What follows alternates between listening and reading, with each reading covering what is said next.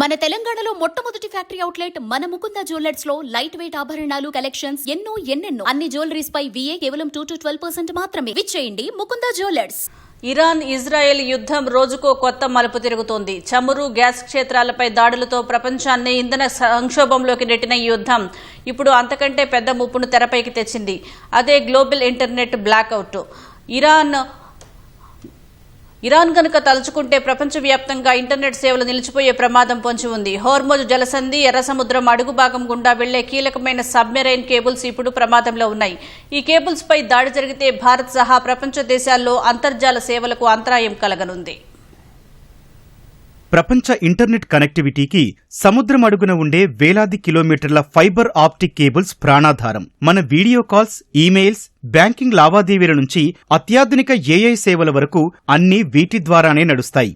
Europe, Asia, Africa ఖండాలను కలిపే ప్రధాన internet traffic అంతా ఎర్ర సముద్రం, హోర్ముజ్ జలసంధి గుండానే వెళ్తుంది. ఒక్క ఎర్ర సముద్రంలోనే 17 కీలకమైన సబ్మెరైన్ కేబుల్స్ ఉన్నాయని టెలికాం రంగ నివేదికలు చెబుతున్నాయి. ఇక పర్షియన్ గల్ఫ్ లో ఉన్న AAE-1, ఫాల్కన్, టాటా TGN లాంటి కేబుల్స్ మన భారతదేశానికి అత్యంత కీలకమైన overseas data connections.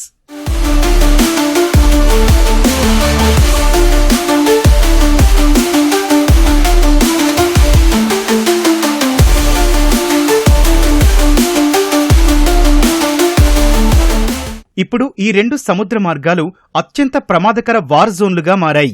Hormuz జలసంధిలో Iran సముద్రపు మందుపాత్రలు అమర్చినట్లు అనుమానిస్తున్నారు. మరోవైపు ఎర్ర సముద్రంలో ఇరాన్ మద్దతున్న హౌతీ రెబల్స్ వాణిజ్య నౌకలపై దాడులకు పాల్పడుతున్నారు. న్యూయార్క్ టైమ్స్ నివేదిక ప్రకారం హోర్ముజ్ జలసంధిలో నీటి లోతు కేవలం 200 అడుగులు మాత్రమే ఉంటుంది. అంటే కేబుల్స్ చాలా తక్కువ లోతులో ఉన్నాయి.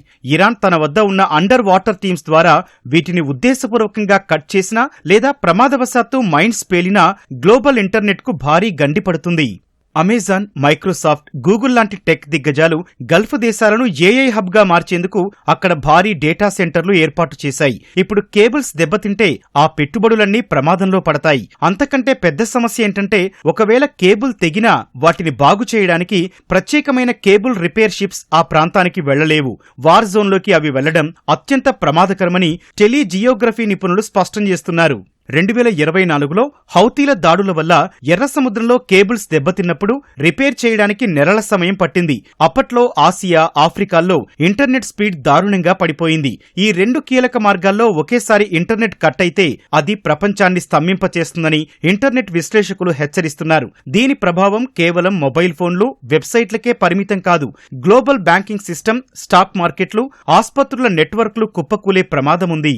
ఐరోపా నుంచి ఆసియాకొచ్చే డేటా సుదూర మార్గాల్లో వెళ్లాల్సి వస్తే భారత్లో ఇంటర్నెట్ వేగం విపరీతంగా తగ్గిపోతుంది. ప్రస్తుతానికి కేబుల్స్ సురక్షితంగానే ఉన్నా సముద్రంలో మైన్స్, దాడుల నేపథ్యంలో ప్రమాదం పొంచి ఉంది.